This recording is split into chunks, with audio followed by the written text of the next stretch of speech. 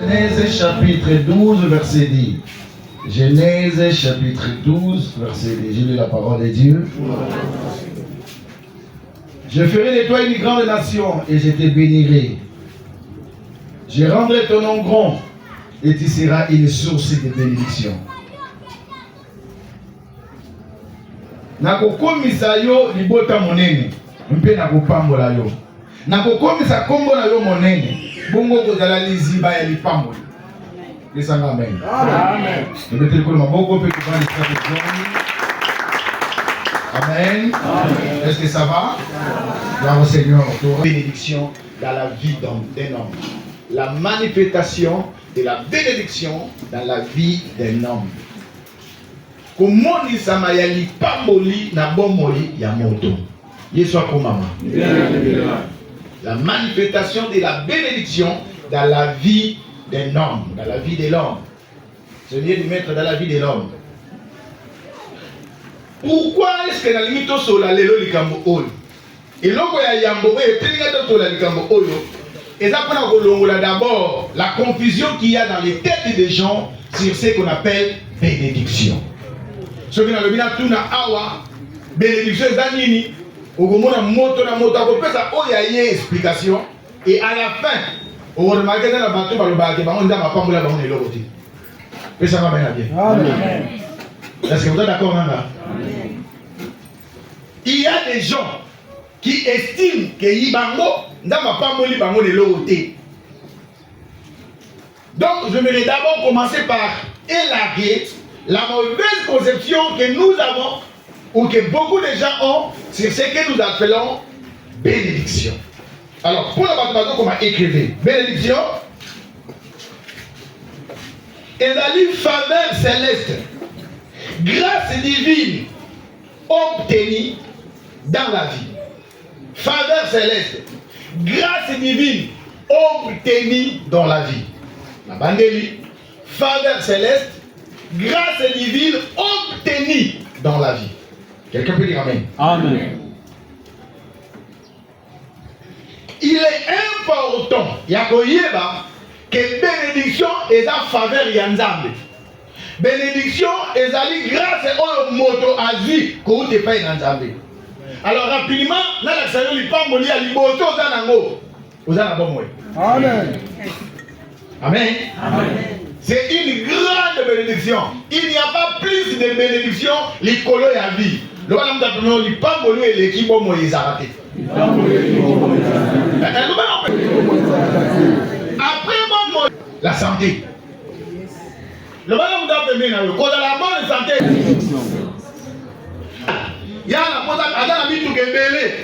A tout le monde a besoin de mitou kawana. Mais à condition de faire la santé malade. Pour pas y ici que malade a zanango et aussi la vie. Alléluia. Amen. Oh, amen bien. Amen. La première bénédiction que tu as dans ta vie, que tu vas reconnaître, c'est la vie. La deuxième bénédiction est la santé. Bandeko. Na yebi te zo fait comme la yobela. Mais biso ba aussi to kutana na likambo kobela. Na yebi zo ya solo. Soko zo bela. Au moins la vie et perd la sens. Vie et perd des goûts. Parce que tu es malade.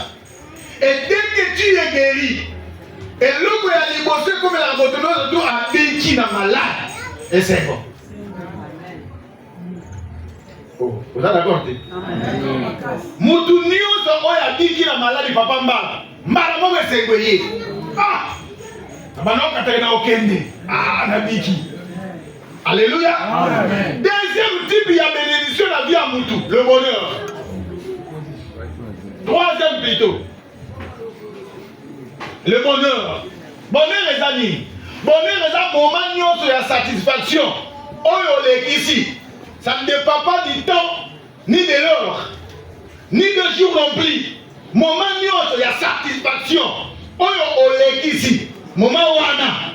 Et on a la 1 seconde. Et on a la 1 minute. Et on a la 10 heures du temps. Ça dépend. Il y a moi la bengi bonheur. Alléluia. Amen. Et ça va te dire que on a mon bonheur. Mon coup d'anneau c'est que ce qu'on te gagne au monde dans bonheur. Écoutez, bonheur est au rendez-vous. Bonheur est à quand attend il y a un moment décider quoi. Moment où on doit l'examen bateau yo lingaka. Moment où on doit l'examen bateau ba lingaka yo. Ils ont moment de bonheur. Moment où on doit l'examen likambo yo lingaka osala. Na yebite likambo yo lingaka osala na vie. Quand les dangers arrivent, même l'homme le plus fou, il s'enfuit. Ada liboma tata liboma te. C'est bon, à qui mini ada liboma? Danger. C'est qu'on a dit que les danger pour ada liboma.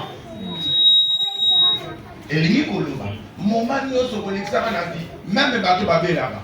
Tout l'air à ma casse. Pour que nous atte. On va nous déranger, pour que nous en ôter. Et que ça m'attend et pour soir, il va faire atteindre le cap. On me dit qui citer.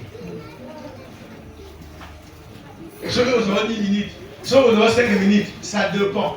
On va bien la ligne, on va y jamais ils ont 24 heures sur 24, il y a douleur. Les autres s'arrêtent jamais. Ils arrêtent à temps. On me dit qui citer. On me dit que c'est lui. Ils ont dit les sujets. Même dans ma maman, pour les moment, Oyo, c'est un gros. Et je me suis dans la place. C'est mon moment-là. Déjà, mon moment est bonheur. Vous savez, je vous ai déjà fait un témoignage un jour dans la zone de quelque part dans Mangobo. Tout le monde a dit, dans la zone de gars, dans la relation femme. Et dans la relation intime, il en fout. Alors, maintenant, et là, tout le monde a terminé la première. On m'a dit, ici, Simba. On m'a dit, comme l'Iboma. On t'a dit, comment tu as dit, oh. Il y a un Liboma, ton gars. On commence c'est qui? On dit, oh. Donc, le monde dans Liboma. On dit, oh. Ce qui est dans Liboma, et que y a dans normal, comment il y a dans Liboma? C'est que quand on a dans Liboma. Et mon Liboma continue à aller. Dans Liboma. Écoutez, j'aimerais dire à quelqu'un ce matin. Le bonheur n'est pas au rendez-vous. Mais à chaque fois que nous avons fait grâce, au bout d'un bonheur, profitez à fond. Parce que pour le matin, nous avons aussi un lobby. Dans son métier, c'est un lobby pour vous dire. Yes, ça pour maman. Manifestation n'est pas bonne dans le monde. Mais malheureusement, tu vas une bénédiction. Lié à mon les espèces ou le matériel. Dans la seule monde à d'autres témoignages, ça va pas mourir. À pas mourir. À vous les gars, alléluia. N'est beaucoup de sandabe. N'a pas les 20 ans de chômage. Ça va passer dans Moussala. Il y a beaucoup de sandabe pour ne pas mourir. Mais papa, pendant 20 ans, on va salaté. Tu as vécu comment sans travail? Voilà, il n'est pas mourir. Parce que quand les femmes ezali manifestation. Au lieu de les femmes pour les faveur divine. Et ça grâce à son Dieu fait un temps, mais par contre, quand les femmes pour les manifestation. La manifestation. Alléluia. C'est ça dans la mer. Amen. Au lieu de bon, il va bon, il va monter, il va t'attaquer, il va m'amater. A commis grand garçon, a commis grande dame, a dit tata na bangote, a dit maman na bangote. Ba mususu a dit moko ya babotité. Tanga ya zo bima, akufi. Tanga ya zo ya na mokili, papa na baba akufi. Bi akole yo ala lisolo, a dit ni mongongo ni elongi ya tata na bango. Mais yo zo grâce au botami. Na papa to la maman baza na bomoi. Au botami, papa to maman, moko na bango baza na bomoi. Mais combien reconnaissent que ça c'est une bénédiction? Avoir tes parents en vie, il n'y a pas plus de bénédiction que ça en dehors de la vie. Parce qu'il y a beaucoup qui n'ont pas eu cette opportunité. Et je vais aller encore plus loin. La décapitation une bénédiction. Bien aimé dans le Seigneur. Oh l'union surtout aux actes pour échapper dans yango le col à danger. Et ça n'est pas mauvais. na bandeli oyo nyonso oza ko échapper na yango lokola danger eza lipambo. Accident moi ma 4 salami yo s'en sortir sans égratigner c'est une bénédiction.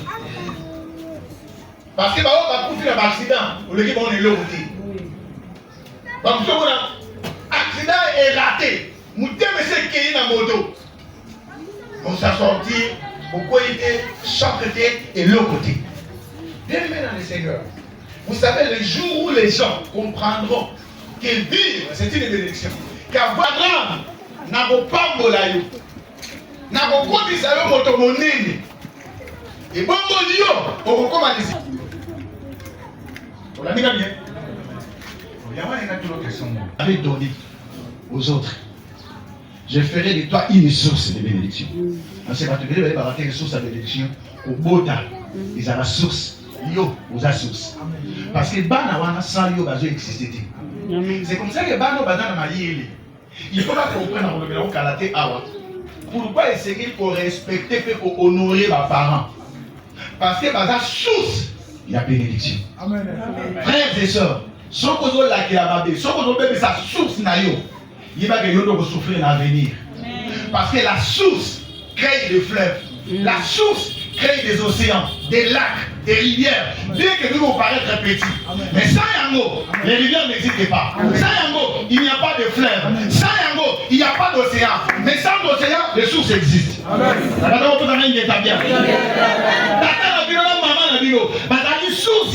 Et bon, mon lion, au ma grand, au ma monnaie, ciment, au ma source, il n'y a pas de pour la mon source. Alléluia. Amen. Donc, bien aimé dans le Seigneur, si vous se basez sur la définition de la bénédiction, vous comprendrez que la bénédiction n'a rien à voir avec le matériel ou les finances. La bénédiction n'a rien à voir avec le matériel ou les finances. Parce que c'est une faveur divine. C'est toute grâce obtenue de Dieu. Or, on peut obtenir de Dieu la grâce d'être intelligent. Ce n'est pas du matériel de l'espèce. Ça ne se voit pas l'intelligence. Mais ça se manifeste par les actes. Quand on est à côté d'une personne intelligente, on peut reconnaître que cet homme ou cette femme est intelligent à cause des actes à opposer. J'entends quelqu'un dire gloire au Seigneur. Donc, l'ipamoli, ça n'a rien à voir avec le mbongo, ça n'a rien à voir avec le lamba, ça n'a rien à voir avec mandam. Ça n'a rien à voir. N'oubliez pas, Adam et Ève, dans le jardin d'Éden selon la Bible, si vous lisez, vous ne trouvez nulle part où Batomaki n'a pas de si vous lisez, vous remarquez que nulle part vous retrouvez que Bazaki n'a mis tout cas. Ton vélo, ton brouette. Mais il n'y a pas quelqu'un qui a vécu plus heureux que Batouana. Parce que Bazaki n'a abri, il y a manque. Qui les a placés dans l'abri, il y a manque. C'est celui qui a créé le ciel et la terre. Amen. La bénédiction renferme plusieurs données à l'intérieur. Maintenant, les données de la bénédiction, quand ça sort, ça se matérialise. Et les gens commencent à croire que la bénédiction est là. Je vais dire à quelqu'un ce matin, quelqu'un peut être maudit, mais être riche financièrement et matériellement. Tout comme quelqu'un peut être béni et avoir ni maison, ni sapato, ni loutou. La bandélie. Moto akoki dans la béni. Quand ça va dans la côté, plutôt, ça va dans la côté, ça va dans la sapato, plutôt loutou, mais il est béni. Ndenge moto akoki dans la nami tuka. Amen. Naba naku. Namba avion, mais aza maudit. Je vous comprends dans vos aviez sur Moutouté. Ne croyez pas que comme vous avez un Moutouka. Ne croyez pas que comme vous avez un Bilamba Sika. Ne croyez pas que comme vous avez un porte à Mounene. Ne croyez pas que comme vous avez un avion, il n'y a pas de molami. Et que vous avez un ami, au pas molamité. Je vais dire à quelqu'un, il y a des gens qui ont l'argent pour l'enfer. Et il y a des gens qui sont pauvres pour le ciel. Amen. Non, il n'y a pas de problème dans la femme.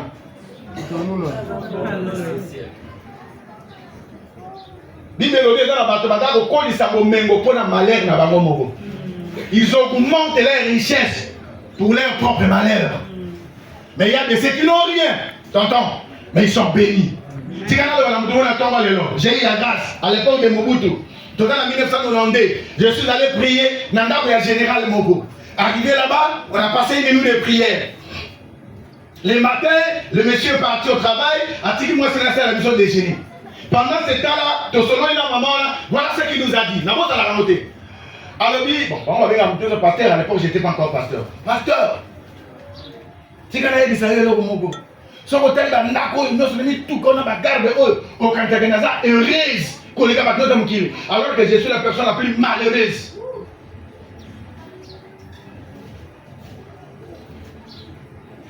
Nathalie,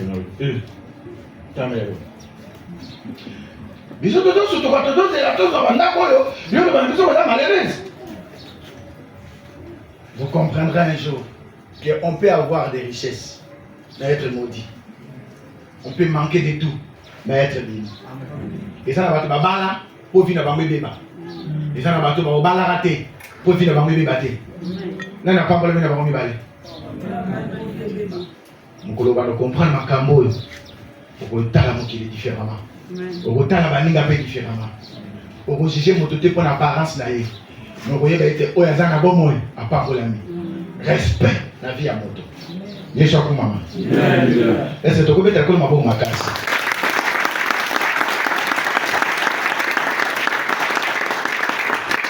Donc ne confondez pas les avoirs, le bien, les richesses de ce monde et la bénédiction. Non. Ils sont diamétralement opposés. Parce que bénédiction, ils sont le Moussousou. La langue de Moussousou, Steve Jobs, que vous connaissez, il est déjà mort. On a ça iPad. Un jour, à Zoloba, avant Akoufa, lui, la richesse, c'était un milliardaire. Allez, la richesse, nous sommes à se rendre compte que malade est Zanamo, un milliard de gens capables aussi de noter.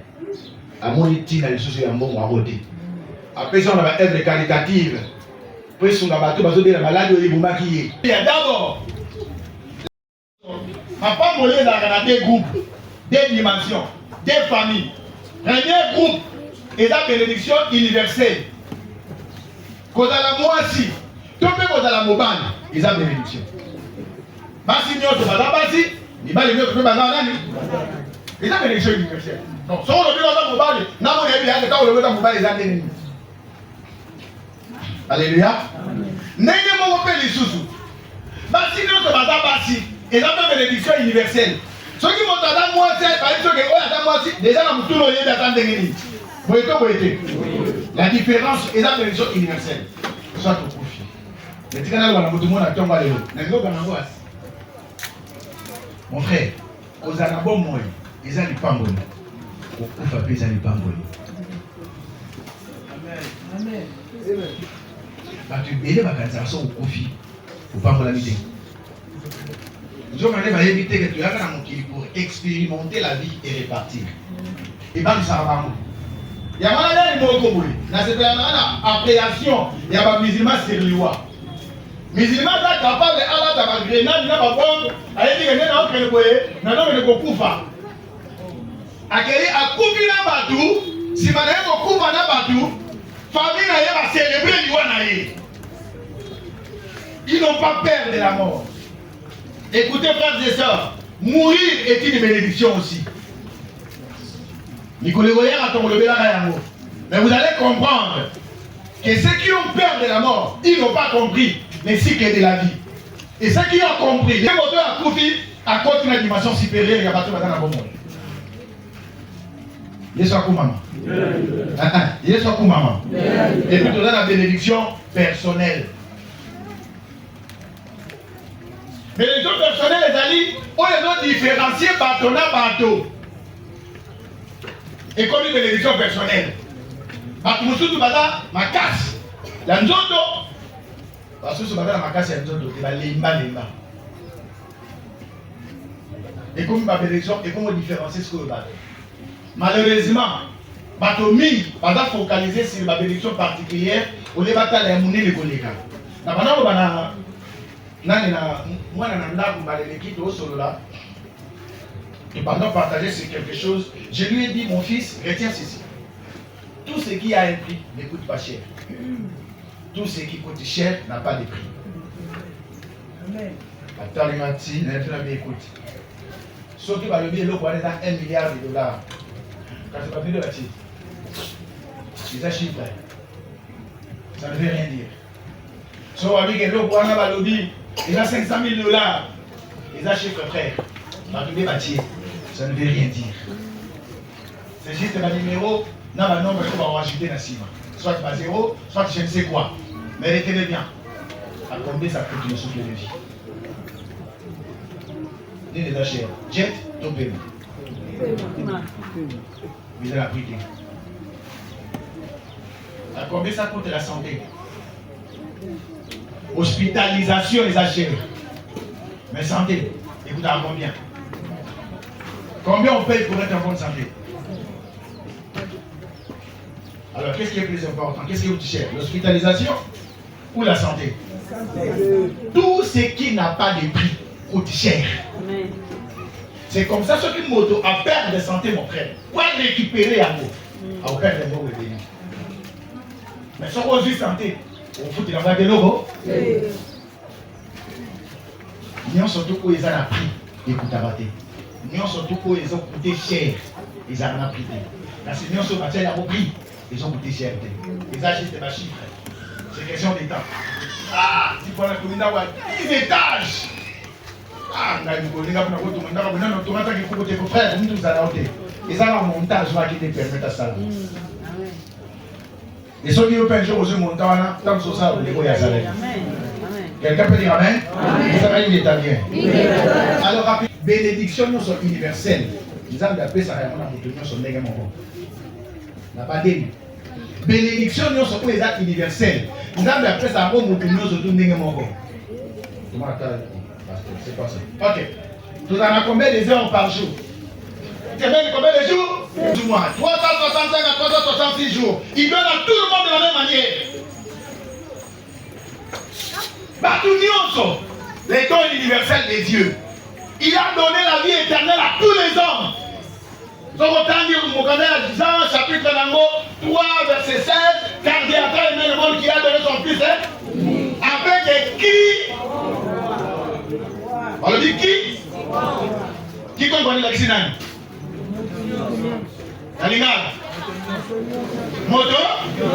Discrimination? Moutounioso? C'est comme pour vous dire,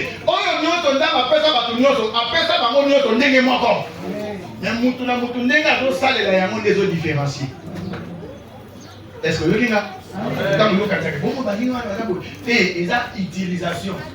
Il y a aussi pas d'ensemble, des autres différenciés que là. Nous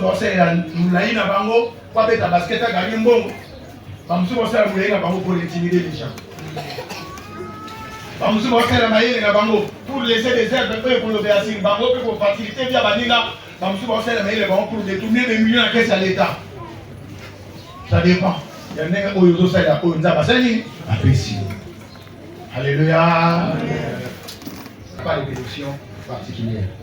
Ça veut dire, même une âme, après ça fait bénédiction universelle, après ça fait bénédiction particulière. C'est comme ça, moi, je suis comme si on va conduire, je suis à tomber dans le colo, je suis à Kétis, à tomber.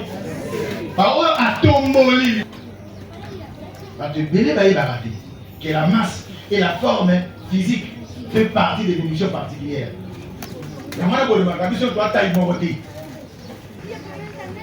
Vois, je mets aujourd'hui devant vous la bénédiction et la malédiction. Alléluia. Dans Israël,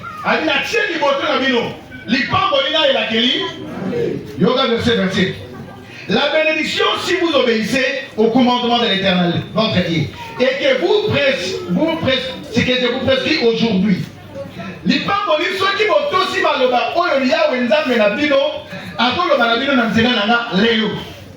28. La malédiction, si vous n'obéissez pas au commandement de l'Éternel, votre Dieu, et si vous vous détournez de ces voies que je vous prescris en ces jours, vous allez après d'autres dieux que vous ne connaissez point. Et la boni na koboya kotosa mibeko ya nzambe na bino oyo nazoba na bino lelo mpe soki bokei koluka kosalela banzambe mosusu quelqu'un peut dire au Seigneur. Est-ce que oyoki différence ezali différence ezali na bino de manière particulière eloko ya liboso l'obéissance aux parents. La chose la plus négligée aujourd'hui des églises, l'obéissance et l'honneur dit aux parents. Bible lobby, dans mon carnet d'Éphésiens, honore ton père et ta mère pour vivre longtemps, pour vivre longtemps et avoir une vie heureuse. Quelqu'un peut dire amen? Vous avez. Que ça m'amène à bien. Quand on a honoré ma botte na yo, balobito honoré mon botte na yo ensemble là. Balobito honoré mon botte na yo à par terre. Balobito honoré mon botte na yo à Yesu. Balobito honoré mon botte na yo à côté mon malamu. Balobito honoré mon botte na yo à Mayele. Balobito kaka honoré nani? Ada la doba, ada la ndoto, ada la occultiste, ada la sorcier, ada la baksa obino webi wana batia ka bino l'église. Soko bakisi ya ko likolo atata na bino. Soki yé mutabota yo, soki yé de maman na yo, ni bolobi honoré ni. Il n'y a pas de condition de mort. Un parent, ça s'honore, qu'il soit riche ou pauvre. Ton père et ta mère, bah parent n'ont pas passé la malam. Bah parent n'ont pas passé la paix sur vie. Amen. Il y a un faut honorer. Si tu obéis à ce que l'Éternel, ton Dieu, te prescrit aujourd'hui, la bénédiction sera ton partage. Bana babo dans la 10, babo dans la 6, babo dans la 20, babo dans la 100, au babo de babo dit. Mais vous remarquez, bana oba se distingue. Ils n'avaient pas dans la relation à ma casse, non, respect à ma casse et pas à ma parole. Mais tout ce que je suis à la constat, je vous ai moi je l'ai déjà dit. Quand l'enfant est très respectueux de ses parents, il distingue toujours. Bana oba oba babo va distinguer. Quand l'enfant a porté la bête à mon beau titi. Assis ma mon beau titi d'autres mon frère, pour lui ma casse. Oh, à ça qui m'a dit, attends, ça nini. Moi, na nyonso. Oh, à ça va lelo. Si votre fille n'a papa n'a vu, notre maman n'a vu. Si votre porta la main sur tes parents. Il va dire que nous, on a la gamme à traverser.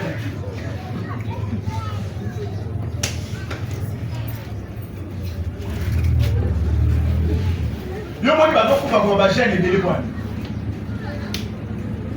Pourquoi les chaînes meurent plus que ma vieille lélo? Parce que ma jeune a sur la honneur, respect, considération pour ma parenté. C'est tout ce rassemblé là. Dans mon livre, il poli. La carte d'église. Je vous dis la vérité, cette livre d'école ne dit pas toi. Mais j'ai vu déjà très impoli dans l'église. Pas ça, là. Le roi parle à la langue. Le roi a prophétisé. Avec les autres, tu as place n'a été. Alors que le roi va s'arrêter, le coup d'intercession.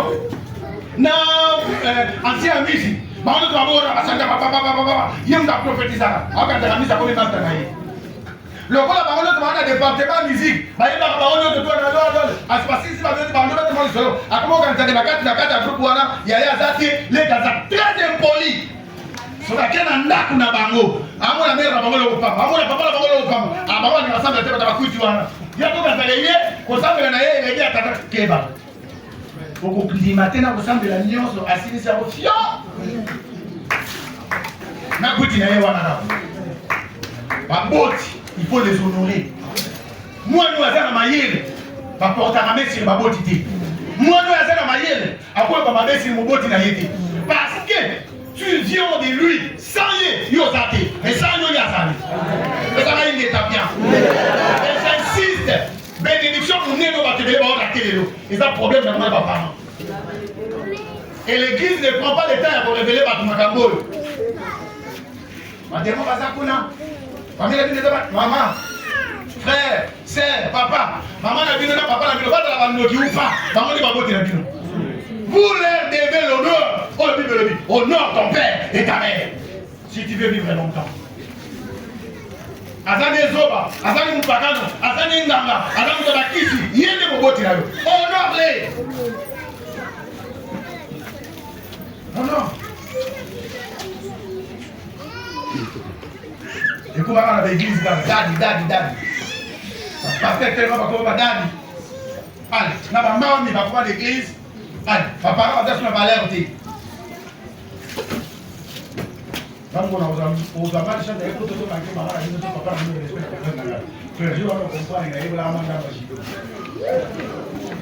je vais t'aider. Vous voyez la conséquence, c'est ma comportement à ma bé. Moi, c'est quand je suis sur là. Vous voyez les conséquences, c'est ma comportement à ma bé, ma parent. Il y a un qui pas la base pour ma balade. Tellement on a respecté à tata la bande.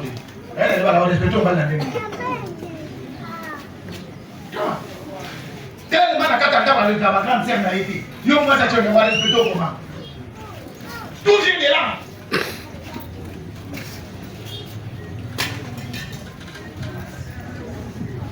Yesu pour maman. Yesu pour maman. Et ça est important, pour honorer la parole de Dieu. Si vous voulez vivre longtemps, c'est que les hauts, et ça c'est que les hauts, va te payer, va te négocier. C'est que mon nez a vivre longtemps dans mon tour. C'est que mon nez a vivre heureux sur la terre. Au nom de ton Père et ta mère. Au nom de ton Père et ta mère. Et là, on va dire, tout le monde, vous voyez dans la vie, et on les cas. Non parce qu'on s'en met dans ma casse, mais parce qu'on aura la beauté dans nous. Et quand Dieu regarde, il voit comment tu célèbres tes parents. Dieu te protège. Pourquoi on dit que Dieu va protéger à toi, on ne va pas. Parce qu'il y a une femme qui a ta terre à l'écosse. Parents à l'écosse, c'est un Zambie.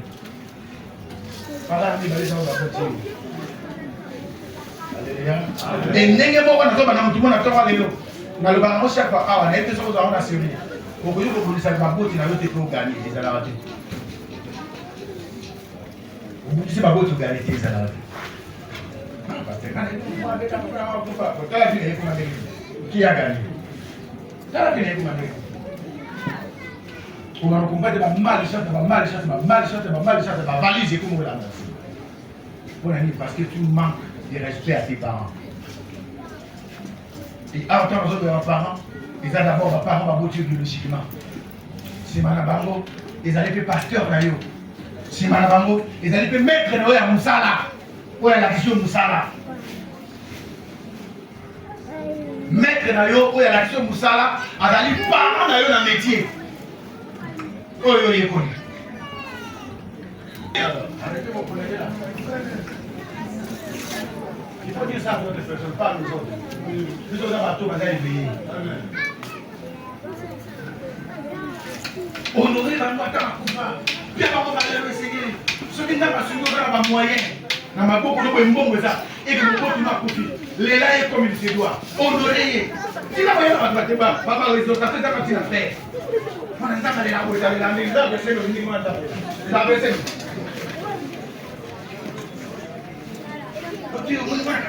Allez, allez, vous avez ça.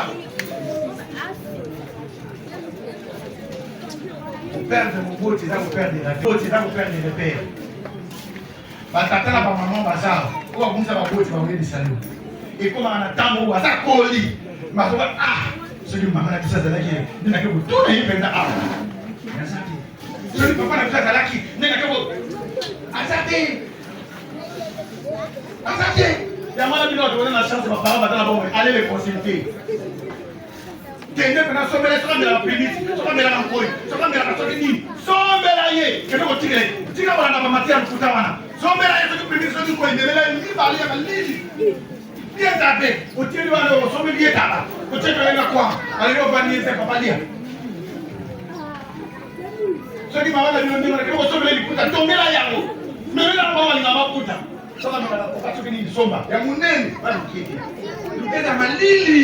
Et quand tu honores tes parents, tu es en train d'honorer celui qui les a créés. Et quand tu honores Dieu, Dieu va t'honorer aussi. Je vous dis les vérités. Quand ne vous trompe pas, vous n'avez pas besoin de passer dans une délivrance pour réussir la vie. Vous avez juste besoin de respecter les principes. C'est tout. Vous n'avez pas besoin de délivrance. La délivrance ne vous amènera nulle part. Les respects des principes va vous élever. Amen.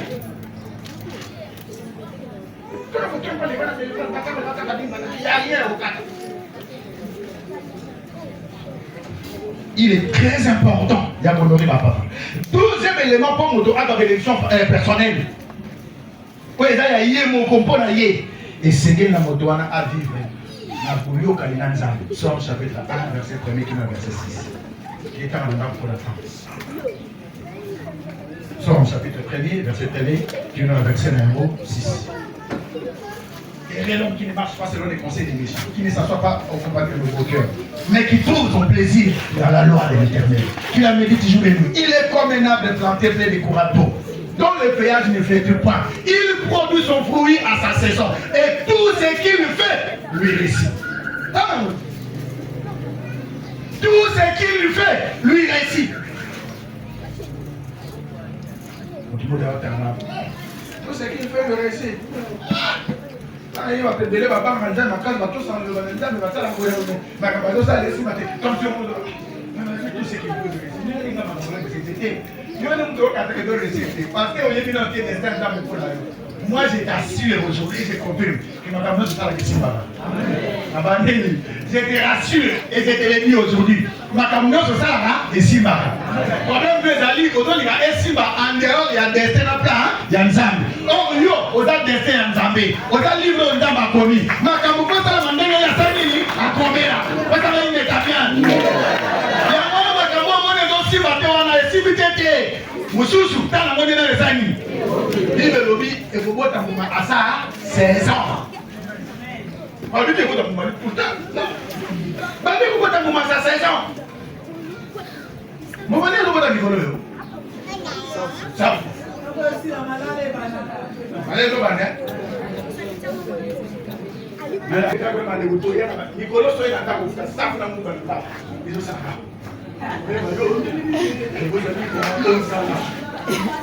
parce que la saison a beau. Beau type de mais je te dis la vérité. Et ça, de l'autre côté, il y a des simatés. Nous sommes simata. Mais il y a des destins à yo. Et ça, il y a des destinées pour yo. Il y a un simba. Mon sou peut être destiné à yo. Mais il y a des destinées. Il y a des destinées à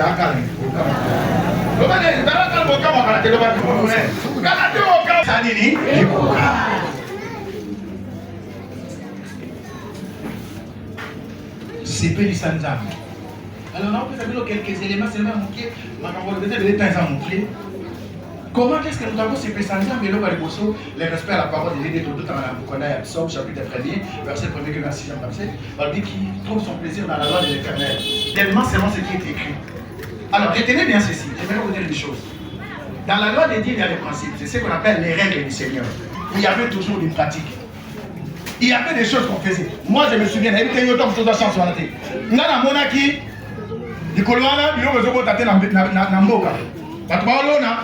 mboka bien. Mais ça, il y a un mboka bien. Il y a un mboka bien. Bah, péché, chef, tu dois comprendre. Chef, avec un passage, Yamboka, baye bavandi basololi. Après, bakokende kobonde la bancette. Wala kokoko na biso. Soki na Bible basali yango tobeti maboko. Soki bakoko na biso basali yango baba bandoki. Je ne sais pas qu'est-ce qui se passe dans le terre. Pour le moment, bakoko wana avec les chefs coutumiers, bakosala la journée, pour bakosala la cérémonie. Là bien, na ba cérémonie wana, tala biloko bana ozanga te. Eloko liboso, basana nzamba. Amen. L'homme a dit balé, soso, totaba. Et l'homme a dit ça, tous les cas. Amen. Amen. Oh, c'est ça, on met la bien. Amen. Et l'homme a dit bonjour. Et l'homme a dit balé, soso, totaba. Et l'homme a dit ça, les cas. Yo, ça va dans le cas où on a vu le Congolais comme on dit là. Donc, on va les cadres et donc on va faire un ministère ancestral de la carte. Dans le cadre, on va faire les cadres. Et ceux qui vont salir ma cambo, va vous voir yango.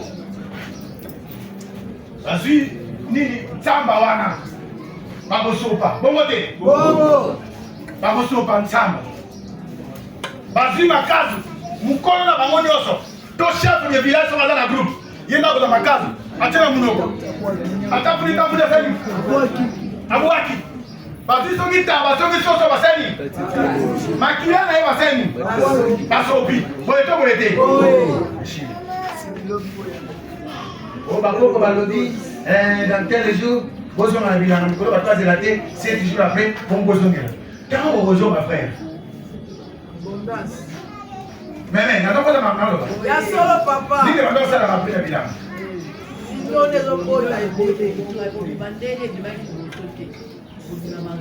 Donc voilà. Maintenant, je vais dire quelque chose. Je sais qu'on nous a déjà lavé la tête et le cerveau. Tout ça est comme diabolique. Mais quand moi je prends le vin, je mets ici. Parce que pourquoi on a vraiment de sable dans la tête? Si on a un sable, il y a un sable. Dans mon point, ils ont 20. Nous sommes à où ils ont un sable. Bongo. Réalité. Si on a tiré une belle rouge, bête le sable. C'est mon sang. Moi, je ne sais pas. Je suis un sable. Mon explication, moi, le pasteur, moi, on a raison, tout à fini. Dieu vient, pasteur, à Tchakin Tsamba. Vous savez, le Tsamba dans le coq, et ça nous l'eau. A commis ma mort professeur, il y a spiritualité ancestrale. Frères et sœurs, la main a trahi. Si manayo vous avez ma langue n'a pas bouti. Ça n'a pas habitude. Et puis, vous avez bien. Vous avez l'habitude de vos parents. Papa, si vous, je pense que tout là. Prenez le temps de dire de bonnes paroles à vos enfants. Amen. Vous n'avez pas de l'eau, tout à la carte. Vous avez dit que vous avez étoile, l'eau, pour vous, vous avez monté la malobanayo. Vous avez dit que vous avez monté la malobanayo. Ata badana mwana yote robela mama na malamu. Oh badaba kuluna yebisa mwana na yo benga boda kuluna te. Yo la mosala nda munene. Na yebike kolekela mi pepe mabe kosila. Okosala na nda na nguya. Okotela batu. E bodana mukolo. Maloba wana e bolata nzoto. Amen. Bien moi de saka ko pasteur. Prenez le temps. Dans mon homme de la bobote, c'est peut à monter mané. Le bana de quelque chose. Et tu as le monde. Maloba oba parent va le rapport à ban. Ce que c'est ma lame. Et puis ça va bien ban. Ce que c'est ma vie et puis ça va bien ban. Moi j'ai un petit frère qui a un problème sérieux. Où est la ligne à Chine. Je l'ai déjà dit à ma mère un jour. Je lui ai demandé petit il y a un problème. Oh pasteur, pourquoi il y a un problème? Mais tant que tu as la ban à Niki, au banabo le banaï malobani. Frère, attends, vous savez là, attends, tout ça, mais là, on a tiré ma peau, on a coupé la vaccine pour l'eau. Ceux qui va boire, tu n'as pas leur mabe contre les codes compliqués. Et comme compliqué. Si tu as pour yoka, yoka, si tu as pour cancer, la babo, si tu as pour yoka, basta la malame, basta la mabe, bana problème na yote, bana problème na nzambe, yo za mwana. Si tu as pour la vie na bango, fais ça pour place au bassin. Yesu apu mama. Yesu apu mama.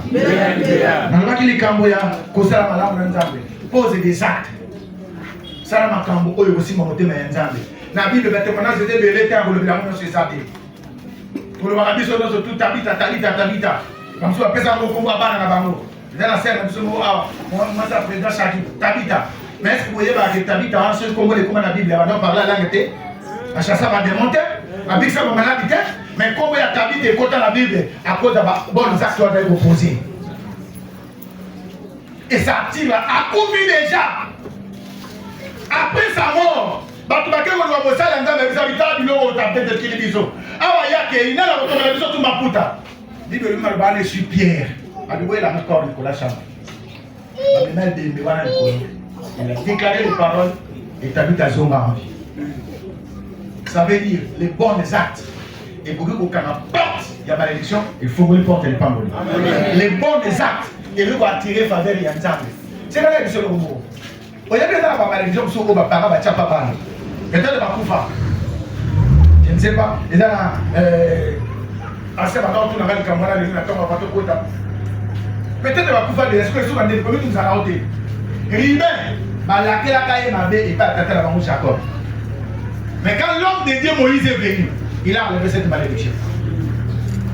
Nesika oyo ba pasteur rebelle ba participa dans un conflit na ba parents. À cause de l'autorité spirituelle qu'on a ba biso, pasteur rebelle va tout dire sur bana ba honorer ba beauté pour y avoir le pouvoir de la malédiction au ba beauté ba zotia. C'est vrai, nous avons cette grâce. Mais ça va attends au bout tu m'as sorcier à kangi moi. Ce qui va créer pas ngaba, à ça la bikila kila, pouvoir voilà qu'il y a papa la parole que les amis écoute. Boyeto. N'est-ce pas pasteur bazal, ils ont un certain pouvoir. Mais écoutez-moi bien. Moi nous Adam aye la zo kanga. Quand on veut maintenant pasteur papa la bino maman la bino soit disant pasteur la biso azali. Non. Soignez les parents collègues comme ça, il va mourir comme plus. Au lieu de nous créer confiance pasteur la bon dire le maintenant, bon ça le mettre casse. Bon ça le mettre. Ma maman paye. Boti ka paye bisaka bana ka bino, ma be ka tata na bango. Ozo be bisaka na mbi. Bana bele ba lingi ba parents na bango ba boti ba tata na bango te. A cause ba loba ma be ba maman ba loba na bango simbana, si tata. Je ba bandi ka tata na bino. Ngaso na panda ka. Ko no sa tata na bino.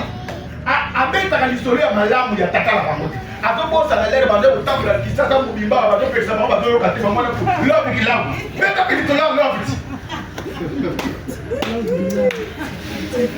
Les parents sont venus, vous parlez de tout le dire. Et vous l'avez vu pour l'écoute. Je me souviens un jour, je parlais avec maman, c'était avant notre mariage. Elle me disait, je suis prêt à mettre toute ma famille au dos. Ah, dans l'intérieur. Et quand vous voulez, des grâces, il y a pas qui bénéficie aux parents d'ailleurs déjà. Bon, sur la parole à noter. Libala nion surtout, bolingo nion surtout, oh, parents, bah, d'accord, des sous la langue à ma vie. Les expériences, vous avez peut-être discuté, là, débatté. Vous avez débatté. Maman, mais tu as fait le soleil, nous, on a des micro-nous sur tout. Mais tu as fait le soleil, on a tant de soleil, on a un restaurant. Mais tu as fait le soleil, on a aller, on a un zété. Mais tu as fait le soleil, à bisous, on a quoi? Autant de zété. Je me voyais côté toi. Voilà, on peut t'attendre. Papa m'a dit, t'as mis la zone au là, t'as la coutu, à Sundu la bino. Maman, au moins de moi, on a tata, moi, je suis tout la vérité. Attends, tata, est irresponsable. À Sundu là, on a moi. À Viola, Bongo. t'as pas mal de Baoseka. Pour ça, je suis sérieux. T'as la Viola, attends, qui est responsabilité? Il y a ça quand même, tata, la bino, c'était un homme bien. Quand tu fais ça, tu n'es pas en train de détruire, mais tu construis l'avenir de ton enfant. Ce qui moi, dans mon tour, il dit que tata la maman avec ma bébé. Maman la maman avec deux bonnes amis quand maman, tata, je sais que ma tata maman, il peut ça répéter ça. Mais ça là, on n'a pas un petit peu à la maman. Moi, maman la bino. Je suis bien maman ma bébé. Ce sont des choses très rares. Mais ça la maman, n'a pas coupé le côté, n'a pas problème, il va passer ma colle. Chacun veut rétablir la vérité. Des fois, on dit des choses aux enfants. Mais sinon, ils sont très rares qu'on a beaucoup de cinéma. Bah, on se bat pas maman. Maman, ça capable de repiquer ça. Bah, pas mon tata là. Mais ça, mon tata là, pas d'ailleurs, ils n'ont pas mal à monter. C'est trop rare. Amen. C'est trop rare. Ma maman, célébrez aussi vos maris. Attaque qui m'a rabat. Je disais que papa n'a vu le Ningaraï. C'est un homme bien. Il était élégant. Il était beau.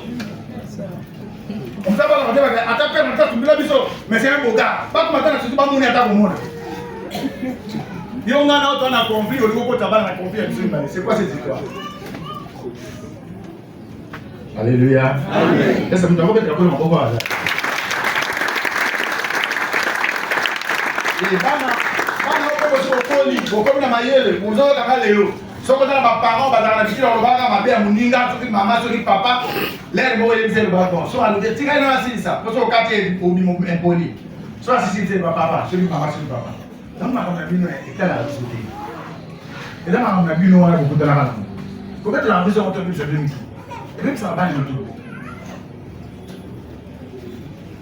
ba moti bo pambo ya pe bana ozi la mate pasteur ensemble ya pona yi yo mo bona bana ko pambo ya mutali boso tant on a ressemble na sima et ba ça na ni pambo yo so fungula ki couloir mwana zo kende wawa makambo zo kende boso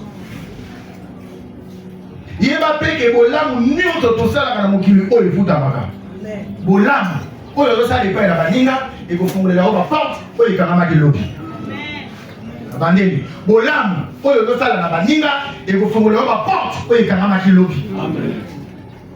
Galate dans le chapitre 6 verset 6. Ne vous y trompez pas. Verset 7 plutôt. Ne vous y trompez pas. On ne se moque pas de Galates 6-7. On ne se moque pas de Dieu. Ce qu'un homme aura semé, il le moissonnera. Bon, il faut que tu aies la ganzamete. C'est la ganzamete. Oh, il faut que tu aies la ganzamete. Alléluia. Dans le chapitre 28, il y a des Deutéronomes. Verset 1er, qui est dans verset 14. Dans ce nous attendons à verset le lieu à méditer à bien. Deutéronome, chapitre 28, verset 1er, qui est dans verset 14. J'entends autant en mots. Sur le temps, il y a un bon là. Sur le bon de la 1 heure du temps. Sur le bon de la 20 minutes. Sur le bon de la. Ça dépend. À toi, au bon de la 1 minute, mais bon de là. Tant là, il y a un mot. Deutéronome, chapitre 28, verset 1er, qui est dans verset 14. Autant il y a un celle-ci, j'entends un bon de là. Bible dit ce que d'autres ça moment ya wenda bena yo peso ko d'autres en pratique ko na lo bana yo lelo tala mapambo lini yo so oyo ko langa yo na sela voici toutes les bénédictions qui seront ton partage.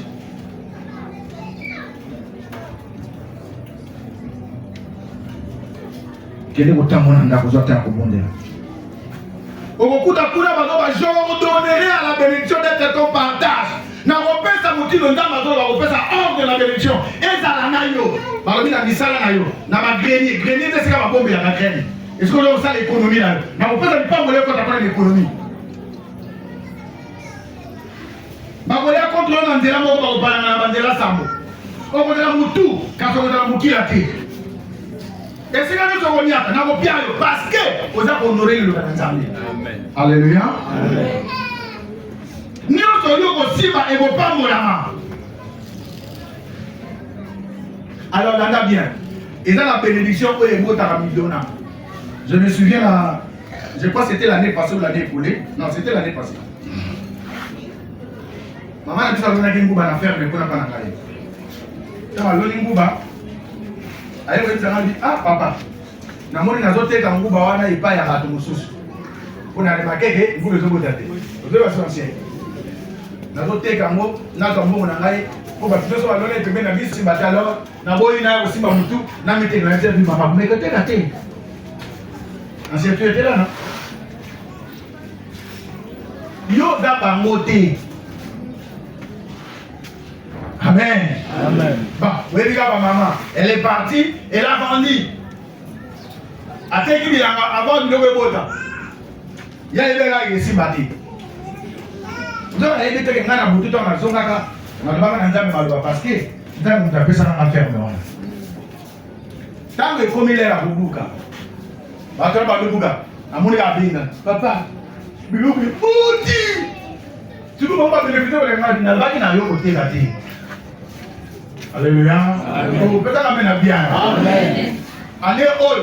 La soirée, au sein de la Lévite. Bandez-vous. N'ayez-vous pas de dire, il y a beaucoup de choses. J'aimerais dire à quelqu'un, vous avez une bénédiction en Zam, et vous avez un côté dans la bilanga. Si vous avez un côté dans la bilanga, et vous avez un côté dans la banne. Si vous avez un côté dans la banne, et vous avez un côté dans la moissi. Si vous avez un côté dans la moissi, et vous avez un côté dans la mobile. Si vous avez un côté dans la bateau, et vous avez un côté dans la banyama. Si vous avez un côté dans la banyama, et vous avez un côté dans la bambisi. Et dans le domaine de mon côté, ceux qui ont associé nous avons 4 à comment pas la moto exacte. Domaine de l'union de la vie. Ceux qui ont associé nous avons 4, il peut bénir. Et moi, je vais vous mettre ton bois. Alléluia. Bon, on va ressourcer ça va décoller pour la temps. Et là, il y a souvent un gars qui va moto, on va retenir. Yekola ou pesa pe ko sala bola. Amen. Bana mba pe yekola ou pesa pe ko sala bola. Ina wa ba ma te lo bale yekola ou pesa pe ko sala bola. Isa fongola monene o tozo négligé mais o esimi mozuya ba bebele. La bénédiction se manifeste quand tu donnes au pesa au lona et ça pour inciter bénédiction et se matérialiser. Alors, la bénédiction peut se matérialiser par l'argent. La bénédiction peut se matérialiser par des maisons. La bénédiction peut se matérialiser par des véhicules. La bénédiction peut se matérialiser par beaucoup d'autres choses en éternité. Il n'y a pas de la forme de voilà. Alléluia. Il y a quoi pour ça. il est pour ça la balance. Et ça, la valeur, il y a baninga batuté. Quand on a des sécoteurs, puis on a un yo, attends, il n'y a pas de mérite. Yo, c'est normal. On va demander les canabango. Non. Un enfant de Dieu averti doit toujours avoir en tête l'idée, quand tu reçois quelqu'un chez toi, au éviter pourquoi il est. Mamoudou, on a le courage. Elle dit, ok. En tout cas, Magali, on va aller au bien. Non, bien.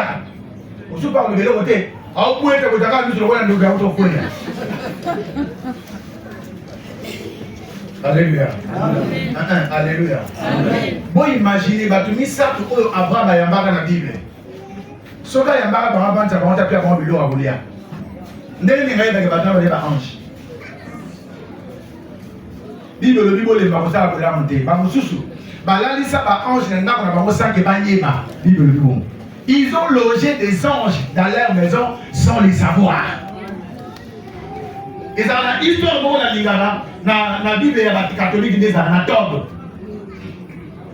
Ce que tu as dans le livre on va Tobi. Na livre wana na kwa catholique beta di solomo na sepela na ngomi. Mwana mwasi moko ada okufila mibana.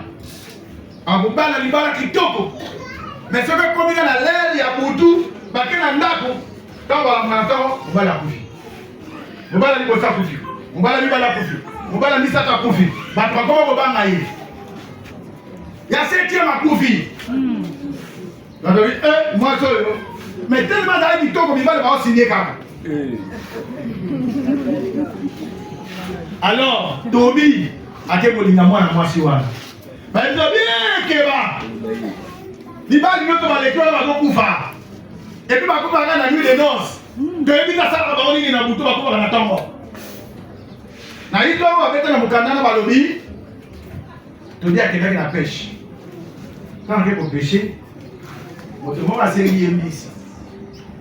Quand on dit ici, on va se lier. Quand on a mis ici, on va papa moi ya se lier, puis ça va mis ici. Ensuite, on dit on a mon corps. Oya azalaki na kwa kangi peka moko wana apesi moto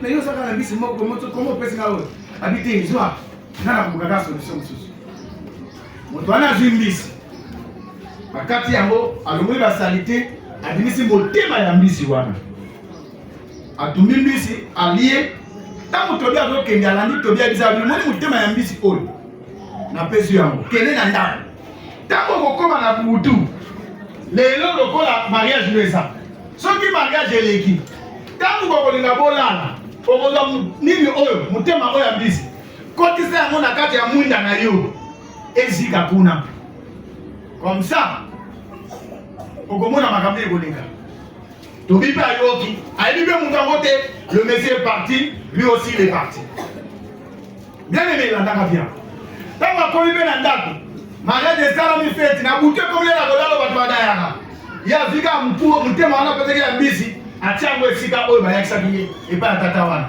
na butu nzoka mwana mwasi wana azalaka protege na demo oyo abenga Asmodée demo wana nde banda bakomele mibali na butu soki ezalaki lelo mpona biso babamari de lui ntango demo ya Asmodée aye na butu ndenge amesana po aya koboma ni mobali milinga wana ya motema ya mbisi étouffé na kati ya ndako moya simba mwana mobali wana exactly. Alors eza na ange moko oyo milinga wana ebendaki ye le nom a échappé ici. Cet ange est descendu, il a défendu ces garçons là pour un démon wana Asmodée asimba yete bato nyonso bebeka na ntongo ya ozebembe na ntongo ntongo azoyoka ozebembe na bango nde bamesa batarabe tobi ye wana azobima ye akufite ndenge nini mboka eningani akufite ye akufite ye akufite mwana mwasi batazalaki innocente il y avait un démon qui faisait ça. Qu'est-ce que je veux vous dire? Je vais vous dire une petite chose, écoutez-moi très bien. Vous savez dans les actes que vous faites, dans vos offrandes, dans vos dons, tout ce que vous faites, il y a une énergie qui se dégage de vous. Rendez-les. Dans vos dons, dans vos offrandes, tout ce que vous faites, il y a une énergie qui se dégage de vous. Ça peut attirer des hommes pour venir vous défendre. Vous connaissez la Bible. Avec elle, celui à moi, c'est Moria Ndumba. Comment on est Rahab. Nan a vu sur loin. Bible dit que Moïse a tenu 12 espions, pas espions. Pas que de espionner. bakoti na ndako mwasi ya ndumba lokola azalaki tiel akanisi yabi baclient atalaka bakoti yabi bango mpe bien bayebisa biso oyo basala nzambe mbala moko bato ya Jéricho bamoni keza na bato mo baétranger bakoti na ndako arabe ya prostitué bible lobi baye mpo baya koboma bango azwi bango abombi bango ntango abombi bango aprotege bango ayebisi bato ozozolake bakoti awa te baluki bamoni bango te ils sont répartis tanga bible bien bible lobi boye ntango bato wana bakiti bayebisi babi koprotege vi na biso na danger moni mboko nyonso ya Jéricho ekoyakala te bato nyonso baza bakokufa mais yo soki oyoki kaka fanfare ebeti papa soki oyoki kaka bongo zwa singa oyo ya rouge topesi yo kanga yango na ndako gwaka yango na fenêtre ebiemela quand la destruction viendra benga tata na bino benga bandeko nokota na kata ndako bato nyonso baza bakokufa yo na libota na bokufa te tuna mta kwenye swali la tunaye yo na libota na bosani bokufa te grave partie qui va marquer. Alors là, quelques jours, baba na sinana azusi na kami abwaki. Akote si papa na maman na kata ndako babana. Botanga Bible. Balobi tango Israël sali 7 tours ya Jéricho. Jéricho ça kini? Nini ko bana simana bato. Balobi mboka mobimba ekufi. Mais ndako ya Rahab etikala kini eko ya bati. Nini ko isaka ndako ya Rahab te. Offrande oyo asalaka makambo secours na portant na basala nzambe wana baange ba protéger ka partie na yo wana famille na ye nyonso to ancien oyo ekotaki na ndako ebikaki oyo bataki libanda bakokaki. Je suis en train de dire à quelqu'un ton offrande tes dons ekoki kosauve bato ebele na libota na yo mobili. C'est quand même pas